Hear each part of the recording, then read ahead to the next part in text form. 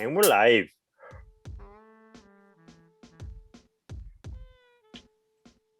Are we going to take a moment of silence for Pascal Siakam? Get out of here. Good afternoon, good morning, good evening, ladies and gentlemen, wherever you are, whatever time it is for you right now. Just know that you are locked in onto the point with Skip and the King. You guys go down there, click subscribe, click like, let us know what you think. Right now, we are honored to have on the show again Tyler Partridge. Thank you for coming back. Robert Misovic, thank you for coming back. The last time the four of us sat together and congregated and discussed something, this was pre-draft. And guys, this was 3 weeks ago before I heard you guys making noise on the internet, okay? Now, Robert, how did you know? I've been seeing your posts for the last couple of months. How did you know? Can you get me a crystal ball, or are you like Nostradamus or something? Because you predicted Scottie Barnes being taken by the Raptors, and I've seen you guys out there online discussing, jibber-jabbering, saying all kinds of negative stuff about why Scottie Barnes, blah, blah, blah, blah, blah. Can you please explain to these people why Scottie Barnes was selected by your Toronto Raptors? Yeah, sure. So I think people forget when they look at draft picks, they look at highlights, that ultimately these are people, right? And these people project forward. So when you look at someone like Kawhi Leonard coming into San Antonio, yeah, he couldn't shoot, he can't do this, can't do that. And then we sort of forget who he was and who he became because our minds sort of rewrite history that way. So the job of a great GM ultimately is to make the tough decision because it's the right decision. Jerry West traded an all-star center in Vlade Divac because he really believed in Kobe Bryant, right? As a teenager. People slammed him for that. You don't do that, right? I think the Raptors are really high on Scottie Barnes because they know who he is as a person and they know how that translates forward. I think they're really a front office that projects well.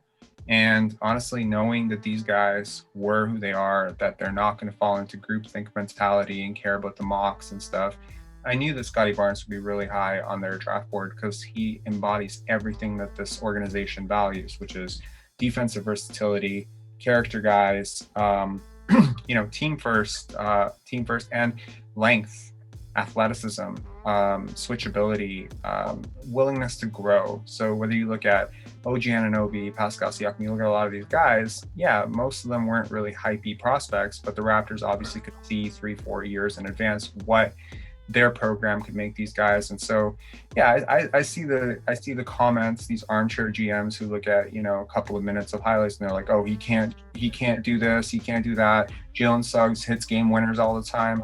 This is just media narrative, man. Like 5 years from now, people will be like, oh, I knew Scottie Barnes would be great. They didn't know. But the Raptors know, and if you're a Raptor fan out there feeling a little trepidatious and nauseous about this right now, trusting the GM, president, they know what they're doing, and this is a very special player. He's a very special player.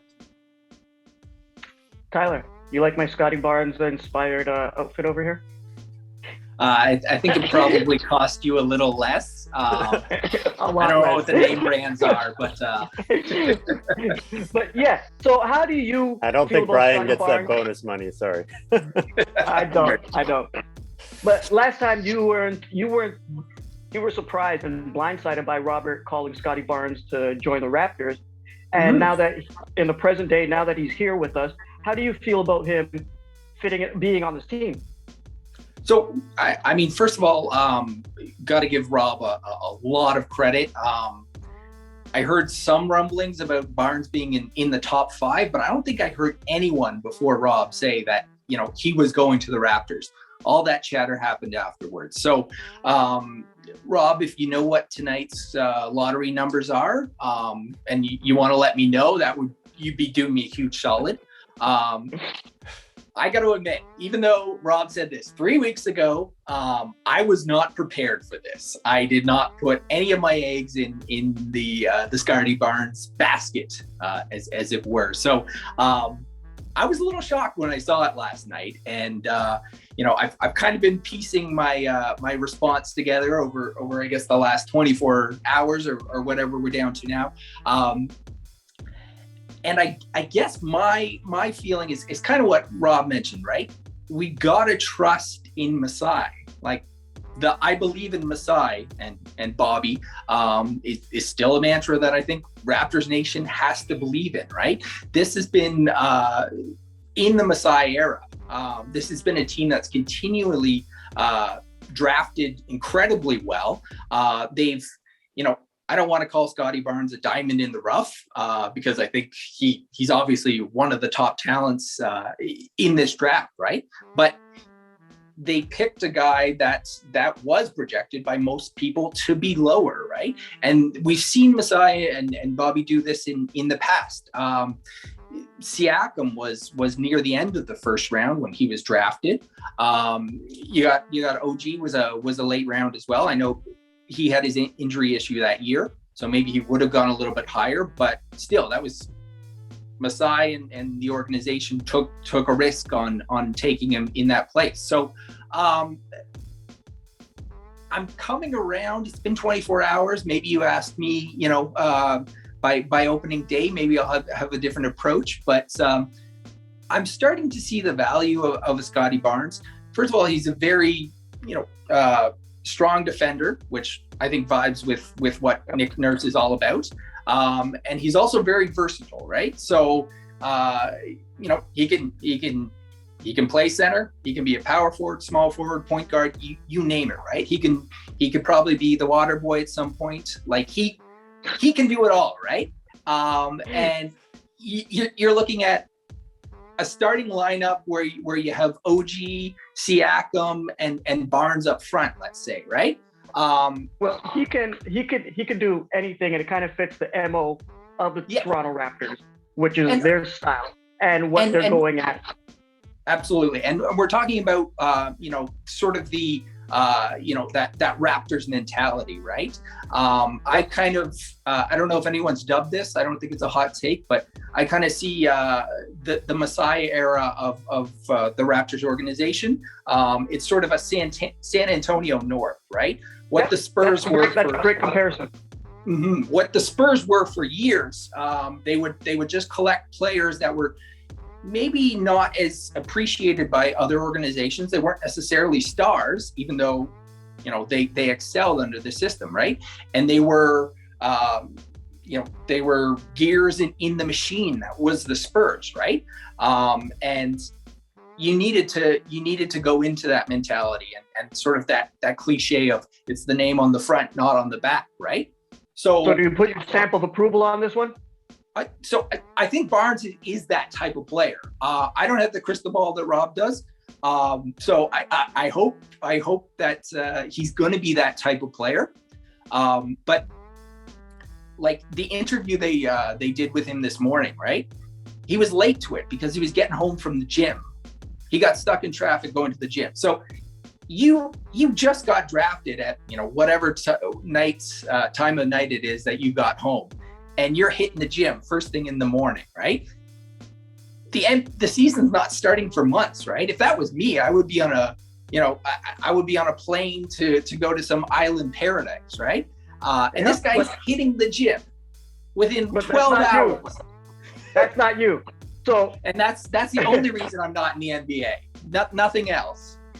So Skip, I got last time we all spoke.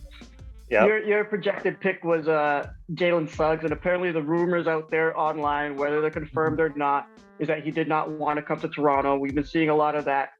But now that Scottie Barnes is here, how do you think he fits in with the Toronto Raptors and the Raptors going forward from here on out?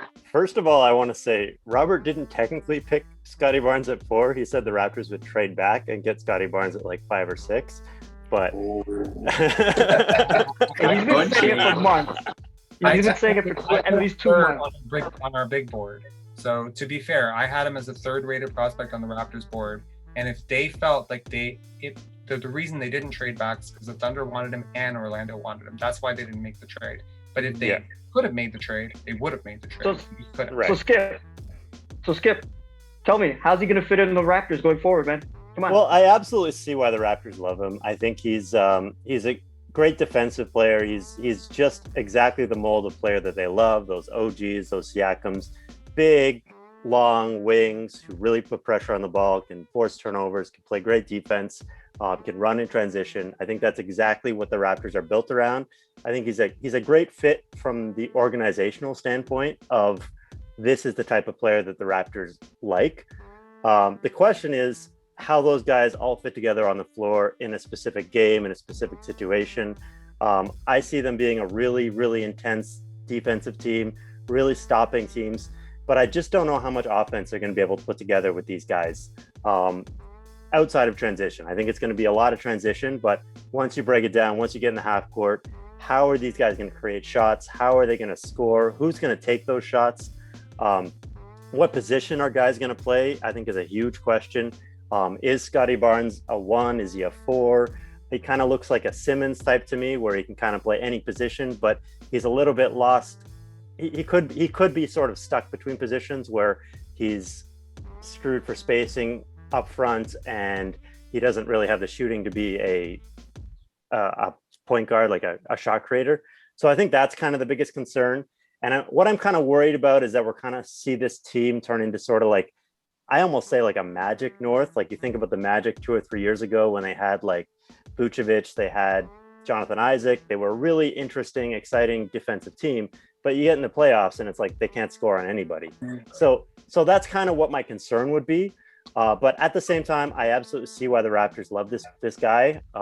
I was still hoping for Suggs, but what do I know? I'm not a college scout. I'm not a professional basketball person. I'm just reading the mock drafts like everybody else. So if this is the guy the Raptors wanted, then I trust them, and I think he's a really exciting prospect.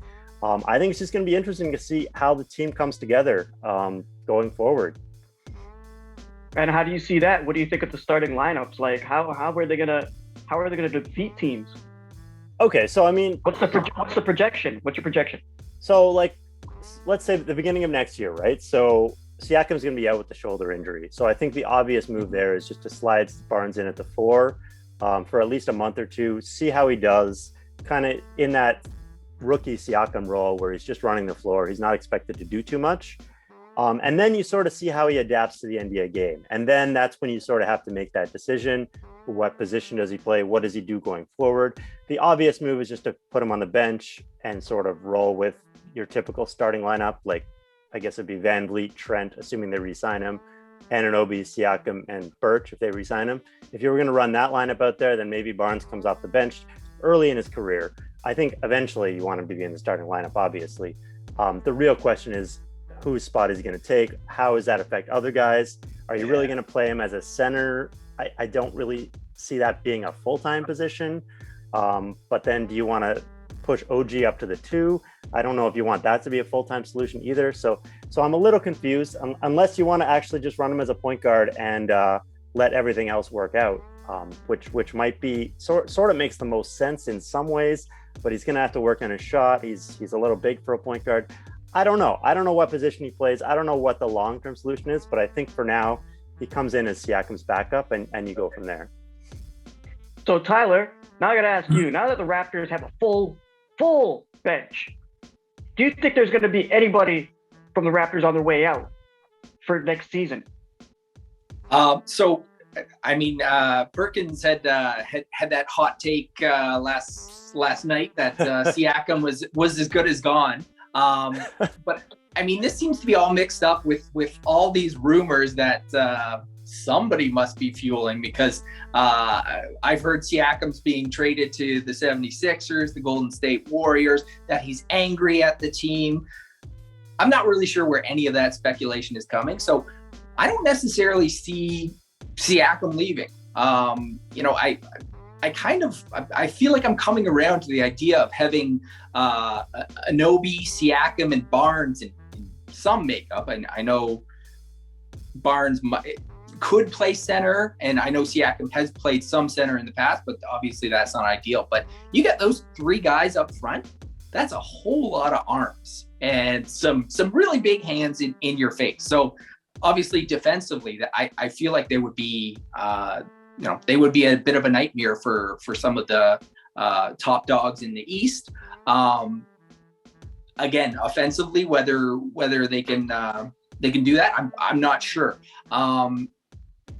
I personally think this means that the team is going to take a go at keeping Lowry in town. That was not my hot take when I was on the show talking about Lowry, but I see that path now where Barnes stays up front or is coming off the bench, and Lowry stays. So I'm actually thinking the team stays intact. I'm thinking that better chance they stay intact than I would have thought before this draft.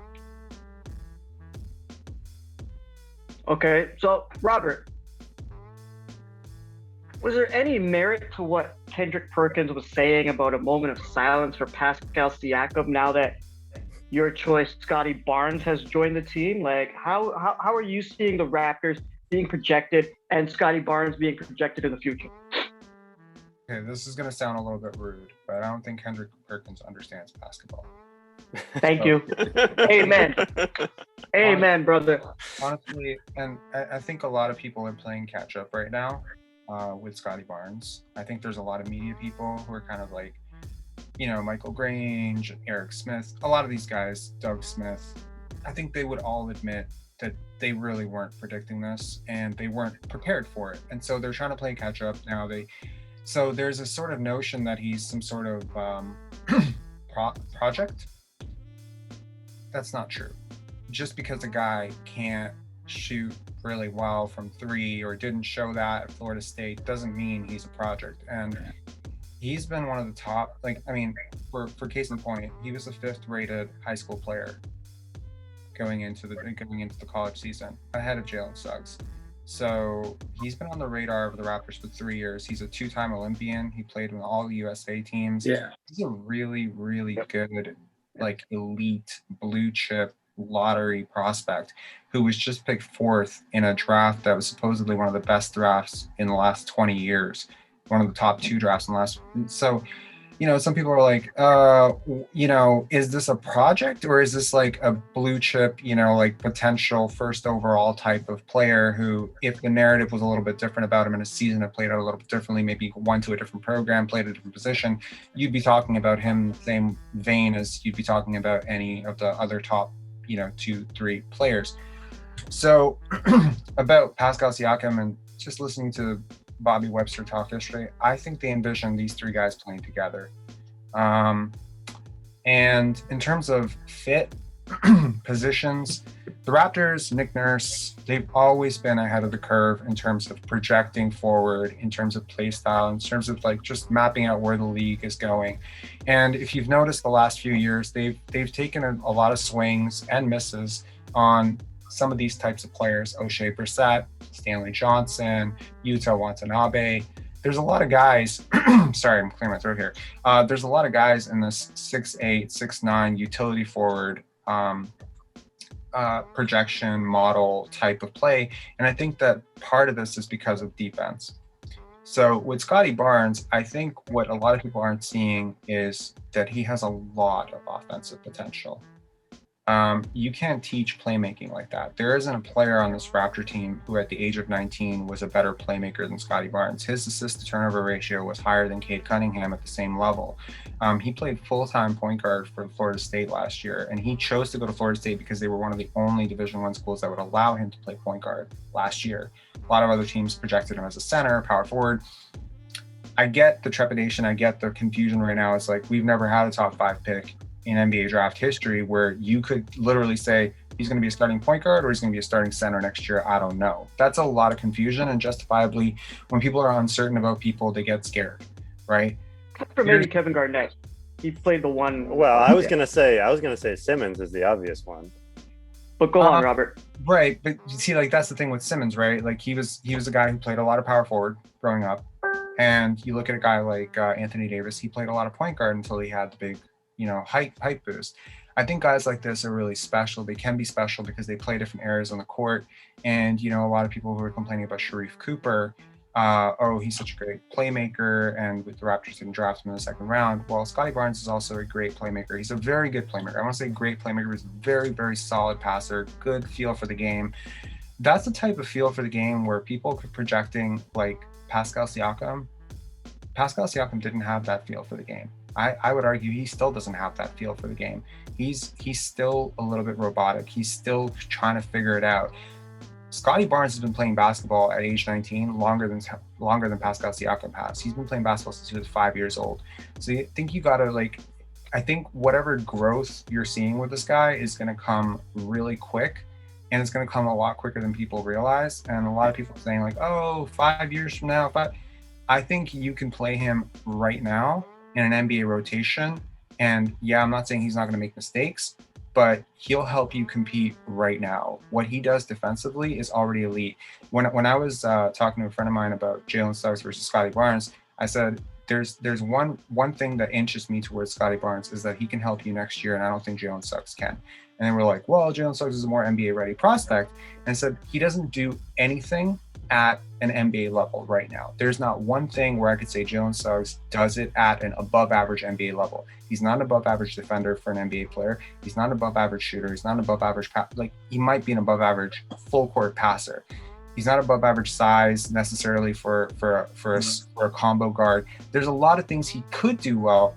Scottie Barnes does two things elite or very, very well as an NBA player right now. He does a lot of things not so well too. So I'd say he's an above average rebounder for a guard. If you're projecting him as a guard, he's an above average athlete. He's a well above average, passer for if he's a combo forward, he's above average passer. There's a lot switchability defensively. So again, you could probably play him 20 minutes a night next year with Siakam, with OG Anunoby. You can put him in at the 5 in a pinch, right? In a small ball lineup, end of game, you could say, hey, Scottie Barnes, we need you to switch everything on defense in a way that Aaron Baines couldn't last year. You can also put him on, with OG Anunoby on 2 really elite wing guys. I enjoy it. I think this means that the Raptors are not rebuilding. I think that I think this puts them, and I really would like to see Lowry back, more so than had they drafted Suggs. I would like to see Lowry back because I think that Lowry can have an impact on the younger players in terms of leadership and just putting them in good positions. And I think that could really amplify them. I think thanks for your analysis, Robert. Skip. Okay. I'm gonna ask you, how do you feel? Okay, guys, in the second round, we didn't even touch on these guys yet. In the second round here, how do you feel about Mr. Kipling Bus? Delano Banton. How do you feel about him and David Johnson coming aboard? Where do you think they're going to go? And what impact do you think they can make on the Toronto Raptors? So obviously I don't know a ton about these guys, but the first thing that jumps out at me is that they're just like mini Scottie Barnes, like especially Delano Banton, like another 6'9" guy who's like supposedly a point guard, like does a little bit of all this stuff, a really good defensive player. Even that other guy, David Johnson, he's big for a guard. He's sort of a more defensive minded player. So it sounds like they're doubling, tripling down on defense. They're doubling, tripling down on size. They're trying to get big, rangy defenders and just bring them in, like you said, with the Stanley Johnson types, like try to teach them the NBA game and shooting and all the rest of it. So I think that is the goal here. The only thing I'd be concerned about is it's great to be positionless, right? And like that is sort of how the game is going and have all these big rangy defenders. But there's that might be selling out too much for one thing, if you know what I'm saying. Like if you just have all of these guys who do that sort of same thing, is it not possible that you could come up against a team like, I don't know, Philly a couple years ago that just dominates you size wise and like huge? It's even bigger. Oh. Or like a team like the Warriors that just shoots over you. And like, I understand that the defense. Robert, you mentioned that a while ago about having a team long, versatile, plays D. How do you feel about that with these 2 acquisitions from the second round? They'll go into the pipeline. They'll replace, what Jalen Harris was last year, sort of as a guy on the upswing, right, for the Raptors. I wouldn't expect too much from them right away, obviously, but long term, I think you could see them really do well with the G League. team. I think you could see them do well with the 905. I think it's cool that the Raptors drafted someone from Canada, which is really cool. It's the first time I ever heard Toronto Raptors draft from Toronto. That was a big moment. I think they're hardworking, and more so, everyone I talked to last night who actually understands these guys and their game said they're really good people. So I think more so than anything, I think the Raptors just value drama-free locker rooms, and then they understand that, ultimately these are people. You're drafting people into your organization, right? So if that person is a sour, person when they don't get minutes, if that person's not a team player, if that person doesn't encourage his teammates, if that person doesn't pass the ball, if that person has contract disputes, if that person's malcontent in the locker room, it's going to have a trickle-down effect over his teammates. And I think they more so than almost any organization I've ever seen, they're like the counter to the Jailblazers of the late 90s, early 2000s. Rashid Wallace. That so much. And you know what? If you look at the Raptors over the last 7-8 years, the success they've had, find me a guy on the team, even Terrence Davis and all sorts of scandals, whatever. Find me a guy that you would really say is a bad character guy. They're just they don't deal with this stuff. So I think. So are you content with these picks? I will be honest with you. I really like Daishen Nix. I'm probably in the minority on this. I really like Daishen Nix. Maybe I'm like for the guy because he's from Alaska and I just like love Alaska. Like, I don't know. I think there's something cool about him. Maybe they didn't feel the same way about him. I don't know. Maybe I'm wrong, but I get it. 2 guys kind of out of the blue. There were a lot of big names still left on the board. There was Luka Garza. There was a lot of guys that were left on the board. Probably would have been a lot more hypey. But when it comes to second round picks, I really believe that the Raptors, they get it. They always get their guys. Final answer, yes or no? You happy? Are you happy? I'm happy because I know who made the pick. All right. Tyler, based on what Robert just said, do you think it's a possibility of either of these players going to the G League? Is that you think that's where they're going to start, or they're going to come off the bench? Yeah, I think they would start at the G League.